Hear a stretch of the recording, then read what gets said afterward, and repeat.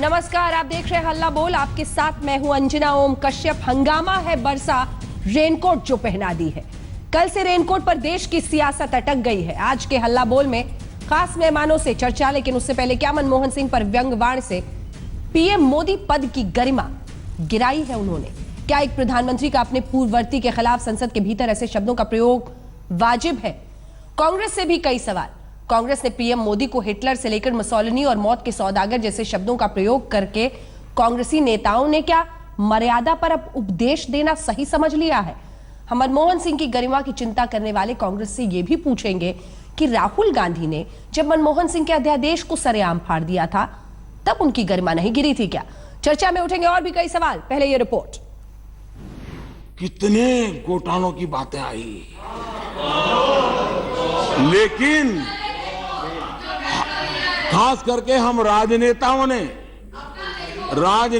ने डॉक्टर साहब से बहुत कुछ सीखने जैसा है। इतना सारा हुआ, उन पर एक दाग नहीं लगा। बाथरूम में रेनकोट पहन करके नहाना, ये कला तो डॉक्टर साहब ही जानते हैं और कोई नहीं जानता। पूर्व प्रधानमंत्री मनमोहन सिंह के खिलाफ देश के मौजूदा पीएम की जुबान से निकला व्यंग्यवाण कांग्रेस समेत तमाम विपक्षी दलों पर गहरे घाव कर गया।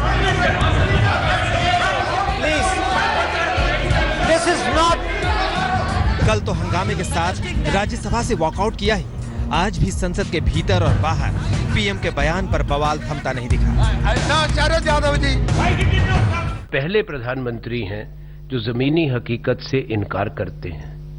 एक ऐसे पद पर आसीन है जिसकी गरिमा को और जिम्मेवारी को वो नहीं समझ पाए। पूर्व प्रधानमंत्री के बारे में जिस तरह से प्रधानमंत्री जी ने कहा, ये मेरे ख्याल से अच्छी बात नहीं है। कुछ डेकोरम होता है, कुछ चीजें होती है। मेरा ख्याल से जिस तरह से उन्होंने कहा, जिस ढंग से कहा, जिस अदा से कहा, इट शुड बी कंडेम्ड। हम ही किसानों। कांग्रेस के इस हमले का बीजेपी ने प्रमोद तिवारी के हिटलर मुसोलिनी वाले बयान का आईना दिखाकर जवाब देने की कोशिश की। इस पर कांग्रेस ने पीएम पद की गरिमा को ढाल बना दिया।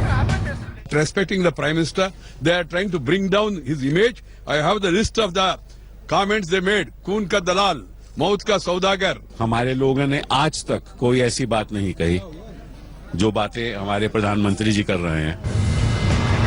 सरकार को घेरने में कांग्रेस को दूसरे विपक्षी दल का भी साथ मिला। लेफ्ट ने हरकिशन सिंह और ज्योति बसु के बयानों के जिक्र पर नियम 267 के तहत बहस की मांग रखी। वातावरण जो बन चुका है उसके अंदर, ये ना हमारे देश के अंदर जनतंत्र के हित में है, ना पार्लियामेंट्री जनतंत्र के हित में, तो बिल्कुल नहीं। इन हमलों के बचाव में टिहरी में रैली कर रहे बीजेपी अध्यक्ष अमित शाह कूदे तो दिल्ली में मोर्चा रविशंकर प्रसाद ने संभाला। राहुल बाबा, आपकी माता जी ने मोदी जी के पास लिए क्या शब्द प्रयोग किया था, वो याद करिए, वो याद करिए। राहुल बाबा, जब सर्जिकल स्ट्राइक हुई तब आपने कहा मोदी जी आप खून की दलाली करते हो, याद है या भूल गए हो? मोदी जी की आलोचना के पहले अपने घर में झांके कि उसने अपने संगठन और अपनी पार्टी के परंपरा से आगे बढ़े जमीन के नेताओं के साथ क्या व्यवहार किया। लेकिन ये शायद पहला मौका है जब एक प्रधानमंत्री की टिप्पणी पर तूफान मचा है।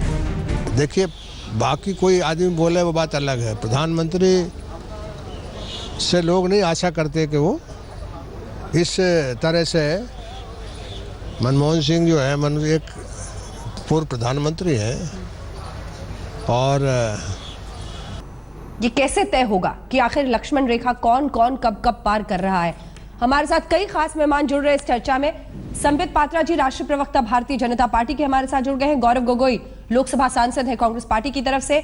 हमारे साथ अतुल अंजान जी, राष्ट्रीय सचिव है सीपीआई के, और राजीव राय साहब, प्रवक्ता समाजवादी पार्टी के। लेकिन आप लोगों के पास आने से पहले, और हमारे साथ जेडीयू की तरफ से भी जुड़ गए हैं गेस्ट, लेकिन उससे पहले मैं आपको एक बार जरा दिखाना चाहती हूं क्या क्या बोला गया है नरेंद्र मोदी, प्रधानमंत्री नरेंद्र मोदी के खिलाफ बाकी नेताओं की तरफ से। अली अनवर साहब जेडीयू से जुड़ गए हमारे साथ, पहले सुन लीजिए। गौरव गोगोई जी, ध्यान से सुनिएगा। ये 3D प्रचार क्या है? मोदी जी बोलेंगे एक जगह और 10 जगह लोग सुनेंगे। हमारे रामायण में भी एक व्यक्ति था जिसके 10 मुंह हुआ करते थे, वही हालत अब इनकी है।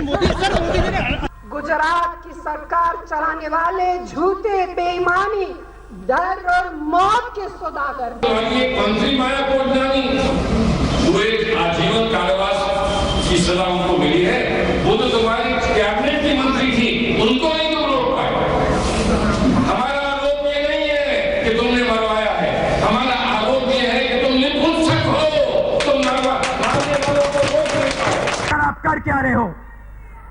जो हमारे जवान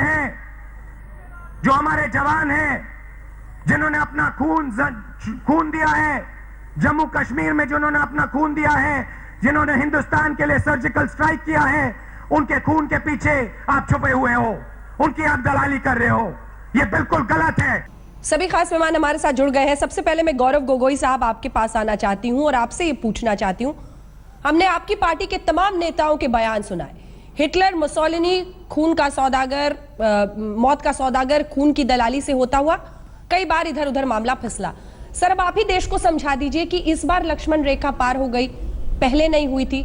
खुद उस वक्त मनमोहन सिंह ने कहा था कि अगर नरेंद्र मोदी प्रधानमंत्री बनते हैं तो ये देश के साथ बहुत बड़ी त्रासदी होगी। किसने लक्ष्मण रेखा क्रॉस किया?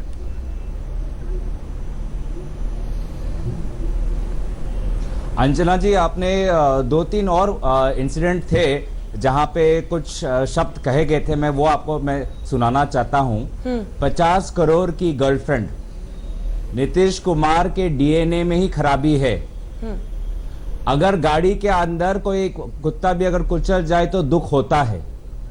ये शब्द, ये वाक्य किन्होंने कहा है? प्रधानमंत्री नरेंद्र मोदी साहब ने कहा है। दूसरी बात, सर मेरे सवाल पे भी आ जाइए। प्रधानमंत्री और एक राजनीतिक नेता के बीच में फर्क होना चाहिए? क्या एक प्रधानमंत्री और एक सोशल मीडिया ट्रोल के बीच में कोई फर्क होना चाहिए? क्या एक प्रधानमंत्री संसद के अंदर जब सरकार की प्रेसिडेंट के अभिभाषण पे बोल रहे हैं, क्या उस वक्त और बाहर चुनावी भाषण के समय, क्या इन दो समय में कोई परिवर्तन आना चाहिए कि नहीं? ठीक है। तीसरी बात, मेरे सवाल का जवाब। प्रधानमंत्री अगर आज पॉलिटिकल स्पीचेस की स्टैंडर्ड को कहां लेके जा रहे हैं, तो क्या आज हम भी आपके पैनल पे विभिन्न जो पैनलिस्ट हैं, वो बाथरूम के अंदर और बेडरूम के अंदर उनका व्यवहार क्या है, वो अगर हम बात करें तो सही है क्योंकि प्रधानमंत्री ने कह दिया, तो क्या आज ये नया स्टैंडर्ड है? मुझे लगता है कि आपको और औरों को और सबको सोचना चाहिए कि आज हम सोच लेंगे ना। आप मुझे मेरे सवाल का जवाब दे दीजिए ना सर। 2 करोड़ कि किसने लक्ष्मण रेखा क्रॉस की, किसने नहीं की? क्योंकि हमने जो प्रमोद तिवारी जी को दिखाया वो भी सर उसी सदन में खड़े होकर राज्यसभा में बोल रहे थे। हमने ऐसे भी बयान कांग्रेस पार्टी के दिखाए सर जो सदन में दिए जा रहे थे। मानते हैं कि रैली की भाषा अलग होती है और सदन के अंदर की भाषा अलग होती है। कहता हूं कि एक प्रधानमंत्री, भारत सरकार के प्रधानमंत्री और राजनीतिक दल के नेता के भाषण और उनके प्रति अपेक्षा के बीच में कोई परिवर्तन होना चाहिए कि नहीं? ठीक है। वो देश के प्रधानमंत्री है। संबित पात्रा जी जवाब दीजिए। राजनीति है, उन पर अलग प्रकार से राजनीतिक आक्रमण होगा। देश के प्रधानमंत्री ऐसा बोलकर गरिमा को कभी सदन की मर्यादा के साथ खिलवाड़ कर रहे हैं। ठीक है सर। संबित पात्रा जी। देखिए अंजना जी, मुझे तो एक बात समझ में ही नहीं आई कि यहाँ पर अभद्र टिप्पणी क्या थी। मैं आपको बताना चाहूंगा कि मनमोहन सिंह जी, जिनका आदर हम सब लोग करते हैं, उन्होंने अपने अभिभाषण में कहा था डिमोनेटाइजेशन को लेकर कि एक ऑर्गेनाइज्ड लूट है, सुनियोजित लूट है और एक लीगलाइज्ड प्लंडर है। ऑर्गेनाइज्ड लूट और बाथरूम में नहाना अलग चीज होती है। मतलब आदमी कम से कम इतना मत ढक दीजिए, तौलिया लगा दीजिए कि समझ ही ना आए। ऑर्गेनाइज्ड लूट कहना मैं पूरा उत्तर और बाथरूम में नहाने की बात करना उत्तर दूंगा, दो अलग चीजें। मैं उत्तर दूंगा। ऑर्गेनाइज्ड लूट कहा, लीगलाइज्ड प्लंडर कहा। मोदी जी ने कहा कि हम आपका सम्मान करते हैं मनमोहन जी, आप पूर्व प्रधानमंत्री हैं, मगर आपको याद रखना चाहिए कि विगत 35 वर्षों से अधिक समय तक हिंदुस्तान के इतिहास में ऐसा कभी नहीं हुआ कि एक व्यक्ति हिंदुस्तान के सभी आर्थिक विषयों का निर्णय भिन्न भिन्न स्तर पर ले रहा हो। उसके बावजूद भी इतने स्कैम हुए और आप में एक क्षमता है, अद्भुत क्षमता है कि आप रेनकोट पहन के नहा सकते हैं जब भ्रष्टाचार की बारिश हो रही हो। इसमें कौन सा असंसदीय है? ये अभी बोल रहे थे कांग्रेस के प्रवक्ता की बेडरूम में और बाथरूम में झांकने की कोशिश। नाच न जाने आंगन टेढ़ा का अर्थ ये नहीं होता कि आंगन में झांकने की कोशिश। सोवत सोवत उम्र बीत गई तो से राम कहियो नहीं जायो रे का अर्थ ये नहीं होता है बेडरूम में झांकने की कोशिश। मुहावरों, रेनकोट पहन के जब भ्रष्टाचार की बारिश हो रही हो अपने ऊपर भ्रष्टाचार ना चिपकने देना, इसमें कौन सी गाली है? मुझे कोई समझा दे, मैं अभी हार मान जाऊंगा। कोई गाली नहीं है, ये तो बिल्कुल सभ्य भाषा का प्रयोग है। गौरव जी मैं आपका रिएक्शन दूंगी सर। गौरव जी आपको समझ ही नहीं आ रहा। एक बार अतुल अंजान जी, मैं चाहती हूँ कि सबका रिएक्शन आ जाए, अली अनवर जी का आ जाए, राजीव राय जी का आ जाए, फिर क्योंकि फिर ये कांग्रेस वर्सेस बीजेपी होकर रह जाएगा। एक सेकंड सर, अतुल अंजान पता ही नहीं उनको क्यों बुलाया गया। वो कह रहे हैं कुछ अशोभनीय नहीं है इसमें। अंजान साहब, इसमें बेडरूम और बाथरूम में झांकने की बात नहीं की गई है गौरव भाई, इतना तो आप समझ रहे हैं ना। अंजना जी, हाँ उनको समझ नहीं आ रहा भाई। चलिए, आपने ज्यादा समझ लिया गौरव भाई। रही भावना बेडरूम जैसी के अंदर और जी, बाथरूम के अंदर झांकने वाला काम छोड़ दो। हमेशा वही काम आप लोग करते रहते हैं, उस काम को छोड़ दीजिए। हमेशा गंदी सोच मत रखिए। रेनकोट पहन के नहाने का अर्थ नहीं है बेडरूम के अंदर झांकना। संबित, घबराइए मत। और आगे बढ़िए। नहीं, इस बहस में अंजना जी, अंजना जी, अंजना जी, अंजना जी, नहीं, हमने जो कुछ भी पार्लियामेंट में देखा अंजना जी, या जो कुछ कहा गया, मैं आशा करता हूं कि वह काम ये आज तक के इस बहस में नहीं होगा। लेकिन एक बात सच है कि हमारे प्रधानमंत्री जी कल तक कुछ थे, आज वो प्रदेश के प्रधानमंत्री हैं। वाणी, विचार, वक्तव्य और कहीं पे निगाहें, कहीं पे निशाना के बीच में कुछ बात कहने की होनी चाहिए। आप, ये मैं कह रहा हूं, प्रधानमंत्री जी उसी पार्टी के हैं जिस पार्टी के आदरणीय अटल बिहारी वाजपेयी जी प्रधानमंत्री थे। वो भी बहुत बातें कहते थे और सदन में ठहाके लगते थे। लेकिन आज कहां आ गए? जिम्मेदारी जो बड़े पद पर होता है उसकी जिम्मेदारी ज्यादा होती है, और जो आज की तारीख में सत्ता पर बैठा हो। मैं प्रधानमंत्री जी से कहना चाहता हूं, हो सकता है कि अब अत्यंत भावातुरोक हो गए होंगे क्योंकि इस देश के अंदर क्रिकेट का माहौल चल रहा है। आपने सोचा सदन में भी चौवा मार दें, चौवेबाजी कर दें, छक्केबाजी कर दें, चौवा लगे, 6 लगे, बाउंड्री पहुंचे। लेकिन भाषा का प्रयोग तो होना चाहिए। ये आप किसी को निर्वस्त्र कर सकते हैं, आप कायाहीन होकर के देख सकते हैं, आप बेडरूम का विस्तृत वर्णन कर सकते हैं शाब्दिक अर्थों में, लेकिन आप ये सोचिए कि आप प्रधानमंत्री। अली अनवर साहब, जल्दी से, क्या प्रधानमंत्री की जिम्मेदारी सिर्फ इसलिए ज्यादा हो जाती है क्योंकि वो पीएम है और बोल रहे हैं? बाकी सब जिस तरह के शब्द कर रहे हैं तो हर कोई वही दिख रहा है। दरअसल तस्वीरें ये दिखाना चाह रहे हैं कि पूर्व प्रधानमंत्री मनमोहन सिंह उस वक्त उठ के नहीं जा रहे थे, यानी कांग्रेस में भी मतभेद था कि वॉकआउट करे या नहीं करे। अनवर साहब,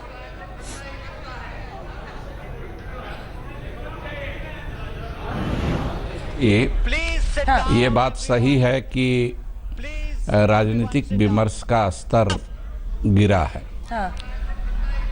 लेकिन ये बात भी उतनी ही सही है कि प्रधानमंत्री पद की एक गरिमा होती है, व्यक्ति जो भी रहे उस पद पर। और अब तक के जितने प्रधानमंत्री हुए हैं तो इस तरह का विवाद खास करके उनके पार्लियामेंट के अंदर स्पीच को लेकर के कभी नहीं हुआ। और हमको याद है, ठीक कह रहे थे सीपीआई के नेता अंजान साहब कि अटल बिहारी वाजपेयी जी को भी एक जर्नलिस्ट के नाते हम लोगों ने कवर किया है, और वो भी बहुत तंज करते थे। लेकिन इस तरह से ये थोड़ा स्तरहीन बात लगती है। अपने प्रधानमंत्री जी जिस तरह की बात करते हैं, आप देखिए बिहार जा करके सही कहा गया कि नीतीश जी जैसे शालीन व्यक्ति के डीएनए में खोट बता दिया। यहाँ केजरीवाल साहब को उपद्रवी गोत्र का बता दिया, नक्सलाइट तक कह दिया। तो कहने का मतलब उसका वो खमियाजा भी अनवर साहब, तो फिर आप खून की दलाली की भी तो बुराई कीजिए सर। आप एक बार बुराई कीजिए मौत के सौदागर की भी, आप एक बार बुराई कीजिए हिटलर मुसोलिनी कहने की। उसकी बुराई आप करते नहीं, सिलेक्टिव हर पार्टी हो जाती है। छोटे से ब्रेक के बाद फौरन लौट रहे हैं, आप देखते रहिए आज तक। प्रधानमंत्री के रेनकोट वाले बयान पर आज राहुल गांधी ने कुछ कहा है। हंगामा है बरसा, रेनकोट जो पहना दी है। पहले सुन लीजिए, फिर चर्चा। हमारे जो प्रधानमंत्री हैं नरेंद्र मोदी जी, उनमें एक कमजोरी है,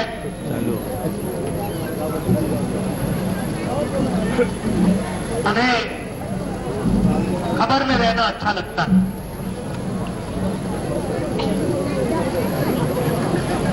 लगता है जिस दिन वो खबर में नहीं आते हैं उस दिन उनको सही नींद नहीं आती। मैं आपसे राजीव राय जी इस पर प्रतिक्रिया लेना चाहती हूं कि आपको भी लगता है कि प्रधानमंत्री नरेंद्र मोदी को माफी मांगनी चाहिए? अंजना जी, हमारे से पहले दोनों वक्ताओं ने परम आदरणीय अटल जी को याद किया। मैं भी उन्हीं को याद करके अपनी बात कहना चाहूँगा, इसलिए कि किसी और का उदाहरण दूंगा तो शायद बीजेपी के साथी सहमत नहीं हो। हे प्रभु, मुझे इतनी ऊंचाई कभी मत देना, गैरों को भी गले न लगा सकूं, इतनी रुखाई कभी मत देना। मोदी जी, सारे चैनल पर बैठे सारे पैनल इस बात से सहमत होंगे कि मोदी जी अटल बिहारी वाजपेयी से बड़े नेता नहीं हो सकते, और इससे हमारे संबित पात्रा साहब भी सहमत होंगे। मैं आहत हूँ और हिंदुस्तान का लगभग हर सभ्य समाज का इंसान आहत है। और जब हम इस बात को कहते हैं कि औरों ने भी मोदी जी के बारे में कहा था, हाँ। दो बातों की तरफ ध्यान आकृष्ट करना चाहूँगा।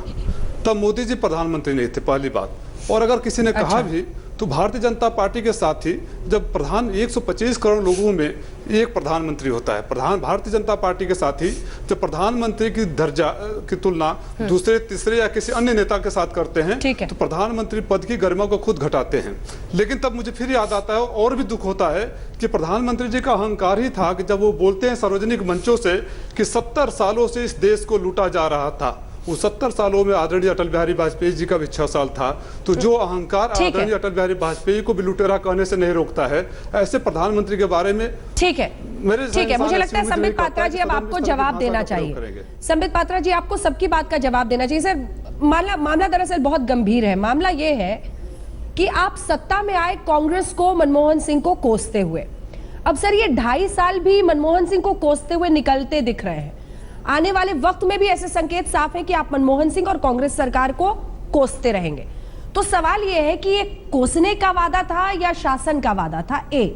दूसरा, यहीं पर बात नहीं रुकी है। भूकंप का जिक्र करना, फिर उसके आगे भगवंत मान पर जो टिप्पणी हुई, क्या मर्यादा के साथ कहीं पर फिर से स्ट्रैटेजी को सोचने की जरूरत है रुककर? अंजना जी, थोड़ा वक्त दीजिएगा। बहुत लोगों ने प्रश्न पूछा है और मुझे अच्छा लगा कि आज सभी पैनलिस्ट ने आदरणीय अटल बिहारी वाजपेयी जी का नाम लिया। और आज हिंदुस्तान में 2 ऐसे बड़े नेता अटल बिहारी वाजपेयी और मोदी जी हमारे पार्टी में हैं जिनको सब लोग सम्मान करते हैं। देखिए, अटल बिहारी वाजपेयी जी जब प्रधानमंत्री थे तब यही लोग, केवल राजीव राय जी तो खैर केवल सांसद, जेडीयू के जो सांसद हमारे अली अनवर साहब बैठे वो तो उस समय हमारे साथ थे, बाकी वही लोग अटल बिहारी वाजपेयी जी को मुखौटा कहते थे उस समय। आज अटल बिहारी वाजपेयी जी की तारीफ कर रहे हैं, ये सुन के अच्छा लग रहा है। अभी राजीव राय कह रहे थे कि अटल बिहारी वाजपेयी जी ने कहा, हे प्रभु मुझे उतनी ऊंचाई मत देना। कितने खुश है ये लोग कि ऊंचाई सिर्फ एक डायनेस्टी को दे देना, एक परिवार को दे देना, इंदिरा उनके बच्चों को दे देना, बाकी किसी को मत देना। बाकी कोई हकदार नहीं है, हकदार तो सिर्फ एक परिवार ही है। और अगर एक चाय वाला भूले भटके, मैं बीच में नहीं बोल रहा था, शालीनता से सुन रहा था, सुन लीजिए सर, शालीनता से सुन रहा था। और भूले भटके कोई गरीब और चाय वाला अगर बन जाए, जिस चाय वाले के पीछे आप सब हाथ धो के पड़ गए थे, 75 एमपीओ ने अमेरिका तक चिट्ठी लिख दी थी कि इस चाय वाले को आप अपने देश में घुसने मत देना। उस लड़ाई के बावजूद भी एक व्यक्ति प्रधानमंत्री बनता है, आज भी उसे एक्सेप्ट करने के लिए तैयार नहीं है। आज भी गांधी परिवार के चाकर बनने के लिए तैयार है ये, मगर एक चाय वाला हिंदुस्तान का प्रधानमंत्री बन जाए। गौरव गोगोई जी को इस पर रिस्पॉन्ड करें। मैं 10 सेकंड में खत्म कर दूं गौरव जी, क्योंकि 5 लोगों ने मुझसे सवाल पूछा है। देखिए, आप बताइए अपमान किस में होता है? अपमान इसमें होता है जब मनमोहन जी अमेरिका, नहीं बिल्कुल नहीं। गौरव जी, ये बताइए अपमान किस में होता है? जब प्रधानमंत्री मनमोहन सिंह बतौर प्रधानमंत्री अमेरिका उनके राष्ट्रपति से मिलने जा रहे होते हैं और यहां पर राहुल गांधी आकर उनके एक कागज को कि ये नॉनसेंस है, ये ऑर्डिनेंस नॉनसेंस है, इस प्रकार फाड़ के फेंक देते हैं। ये ज्यादा ज्यादा कष्टदायक है, या प्रधानमंत्री को यह कहना कि मनमोहन जी आपके अंतर्गत स्कैम्स हो रहे थे जो कि सच्चाई है, ये ज्यादा कष्टदायक? गौरव गोगोई जी जवाब दीजिए। ज्यादा होता है कि नरसिम्हा राव को आप बॉडी उनका घुसने नहीं देते हैं, अपने कांग्रेस के दफ्तर में नरसिम्हा राव के डेड बॉडी को आप बाहर हटा देते हैं, उसमें अपमान है या सच्चाई बोलने में अपमान है, ये बोल दीजिए आप शांत हो जाएं। आपने अपना पॉइंट कर दिया। कहानी इतनी है कि 10 साल में खत्म नहीं होगी जनाब। थोड़ा शालीनता से 10 साल बोलता रहूंगा तो ये अपमान की कहानी खत्म नहीं होगी। शालीनता से दोबारा सुनने की कोशिश करें। आप शालीनता भूल गए, आप शालीनता से सुनने की कोशिश करिए। नहीं, आप रेनकोट पहन लीजिए क्योंकि मैं बौछार करूंगा तो आप भीग जाएंगे। देश, हमारे देश के अरे आप टोकने लग गए, अब आप अपनी बात पे यू टर्न हो गए। ये बीजेपी इतना यू टर्न क्यों करती है? आप अपना भारत के देश के राजनीतिक इतिहास पढ़ लीजिए। हमारे देश में बहुत से प्रधानमंत्री ऐसे आए हैं जो बहुत एक साधारण परिवार से आके भारत के सर्वश्रेष्ठ पद तक वो जा चुके हैं। तो इसलिए आप ये ना सोचे कि प्रधानमंत्री नरेंद्र मोदी जी वो पहले प्रधानमंत्री, इससे पूर्व प्रधानमंत्री डॉक्टर मनमोहन सिंह, पीवी नरसिम्हा राव, बहुत से प्रधानमंत्री, लाल बहादुर शास्त्री, बहुत से एक साधारण परिवार से आके भारत के सर्वश्रेष्ठ तो सवाल पूछ रहा हूं, हमें गर्व होता है। उन प्रधानमंत्रियों का आपने क्या हासिल किया? भाई आप यूटर्न आगे संबेद। अरे नरसिम्हा राव जी के डेड बॉडी तक को एक्सेप्ट करने को तैयार नहीं हुए। इतना अमनीशिया क्यों है आपको? ये पीड़ा है, ये यूटर्न नहीं है। 10 सेकंड पहले इतने वर्षों की पीड़ा है, बोलने दीजिए, सुन लीजिए। 2 मिनट पहले की बात भूल गए। पूरे हिंदुस्तान को इतने वर्षों तक। एक एक करके प्लीज, एक एक करके 2 मिनट पहले की एक एक करके अतुल जी भी बोलना चाह रहे हैं। अनवर साहब प्लीज, दूसरी बात प्लीज। गोगोई साहब क्या राहुल गांधी का ऑर्डिनेंस फाड़ना उस वक्त प्रधानमंत्री का अपमान नहीं था? ऐसा इतिहास में कभी नहीं हुआ था कि सरकार द्वारा पास किया गया ऑर्डिनेंस फाड़ा जाए पार्टी के एक नेता की तरफ से। वो अपमान था या नहीं था? देखिए, मैंने इसका उत्तर मैंने पहले ही बोला कि हम राजनीतिक जब परिप्रेक्ष्य में हम अपनी बात रखते हैं, एक्शन करते हैं, तो बहुत हम अग्रेसिव एक्शन करते हैं, बहुत अग्रेसिव बातें बोलते हैं। लेकिन देश के प्रधानमंत्री और राजनीतिक दल के नेता के बीच में कोई फर्क होना चाहिए कि नहीं होना चाहिए? वो देश के प्रधानमंत्री है, उनको भारत का युवा उनको देख रहा है, अतुल जी बार-बार हाथ उठा रहे हैं, सीख रहा है कि हाँ, अगर कल मुझे राजनीति पद में आना है तो मैं बेडरूम और बाथरूम की बात करूंगा। दूसरी बात अंजना जी, मैं आपसे ये कहना चाहता हूँ अंजना जी, बेडरूम और बाथरूम की बात नहीं है मेरे भैया। बार थोड़ा तो समझा करिए, ये बेडरूम और बाथरूम की बात नहीं है। या बार-बार बेडरूम और बाथरूम क्यों खींच के करते रहिए आप? कल्चर जो है हमारे पार्टी में बाथरूम करना ठीक है, क्योंकि प्रधानमंत्री जी बोल रहे हैं। देश को है आपके यहाँ, इससे दूर रहिए। चलिए अतुल जी आप बोलिए, मैं संबित की तरह मैं नहीं हूं, आप बोलिए।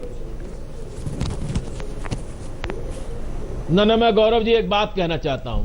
मैं एक बात करें, बार बार कि एक आदमी चाय बनाने वाला, इस देश के अंदर प्रधानमंत्री वो भी हुए हैं जो गांव से इतनी भी पैसे नहीं थे, सर पर किताब लेकर 3.5 फरलांग का गंगा नदी पार करके स्कूल पढ़ने जाते थे, वो देश के प्रधानमंत्री हुए। इस देश के अंदर प्रधानमंत्री वो हुए जिनके बाप जो है, जिनके पिताजी शहर में फल बेचते थे और फल बेच करके पढ़े उन्होंने, नहीं फल बेच करके पढ़े और प्रधानमंत्री हो गए। ये हमारे लोकतंत्र की शक्ति है, इसको बार बार मत बताइए और भुनाइए। मैं एक बात पूछ रहा हूं कि क्या हम ये लगातार ये चौकेबाजी जिसका जिक्र अभी अंजना जी ने कहा, भगवंत मान पर आप टिप्पणी करेंगे, दूसरे पर करेंगे, ये उचित नहीं है। और मैं कहूं कि मोदी जी संसद के अंदर घुसे थे, संसद की सीढ़ियों को प्रणाम करते हुए कि हम इसकी गरिमा बचाएंगे, कि इस बात के लिए घर से थे कि हम ऐसे ऐसे शब्दों का प्रयोग कर दें ताकि जो कुछ हो उसे हमें माफ करना, ये संसद हम बोलते ही रहेंगे। ठीक है, हम ये बात बचने की जरूरत है। प्रधानमंत्री जी थोड़ा सा रुक जाइए, देख रहा हूं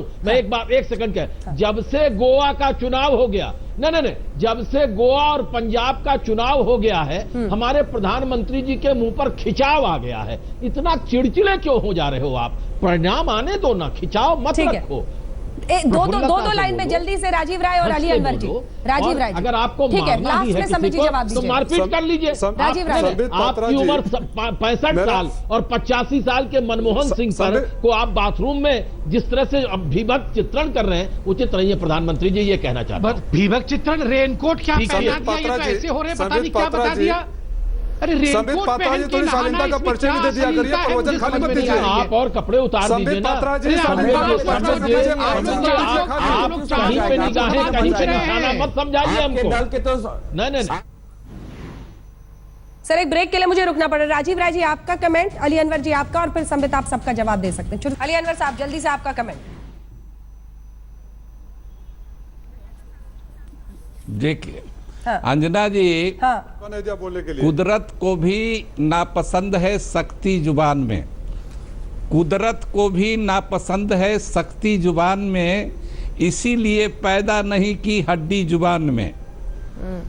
तो ये सख्त बोलना और सत्ता का अहंकार, मौका देना चाहिए मुझे आपको, और भाव भंगिमा, ये बहुत बड़ी चीज होती है। और देखिए, खुदा को भी अहंकार पसंद नहीं है, आम लोगों को भी पसंद नहीं है। माफ कीजिएगा, प्रधानमंत्री जी अपने जो भी बोलते हैं उनके हर वाक्य से अहंकार और सत्ता का नशा टपकता है। ऐसा नहीं होना चाहिए। 2 से यहाँ तक पहुंचे, एक समय था 2 बीजेपी की थी, तो इस तरह का नहीं होना चाहिए।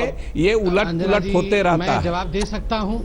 हाँ राय साहब 2 लाइन में कंक्लूड करें क्योंकि संबित जी का जवाब देना है, वक्त बहुत कम है। संबित पात्रा से दो लाइन में बोलूंगा। संबित पात्रा से इस उम्मीद के साथ कि जो प्रवचन का ये शालीनता का प्रवचन देते हैं उस संस्कार में भी लाएंगे, थोड़ा चुप रहेंगे।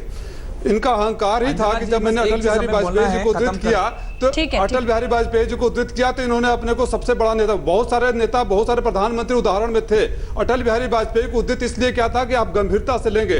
आपने इस बात का जवाब नहीं दिया कि आदरणीय मोदी जी ने अटल बिहारी वाजपेयी को चोर क्यों कहा, लुटेरा क्यों कहा, 70 साल में 6 साल उनके थे कि नहीं थे। आप इस बात को सोचकर कम से कम गहन मंथन करते तो शायद प्रधानमंत्री जी को भी शालीनता सिखाने का काम करते। बहुत कमी है सर। अरे सर थोड़ा सा सर, अंजना जी अभी भाव भंगिमा और जुबान में हड्डी की बात हो रही थी। ये सोच रहे थे कि सारे लोग, लाल बहादुर शास्त्री का क्या हश्र किया कांग्रेस ने, वो आज भी हम लोग देख रहे हैं, डिमांड हो रहा है कि इन्वेस्टिगेशन होना चाहिए। सवालों का जवाब मनमोहन सिंह जी का क्या हश्र किया कि एक जमाने में मनमोहन सिंह जी रिजाइन करना चाहते थे। नरसिम्हा राव जी का क्या हश्र किया, ये हमने देखा था। ये चाहते थे कि तमाम लोग एक परिवार के चरणों में झुक जाए। ऐसा नहीं होगा। अच्छा, एक दिन ऐसा आएगा अपना दल का कुछ नहीं बोल पाएंगे। व्यक्ति, मैं बीच में नहीं बोल रहा था, सुन लीजिए। एक दिन ऐसा आएगा कि गरीब आदमी एक परिवार के खिलाफ खड़ा होगा और साधारण व्यक्ति का। हल्ला बोल में इतना ही। आप देखते रहिए आज तक।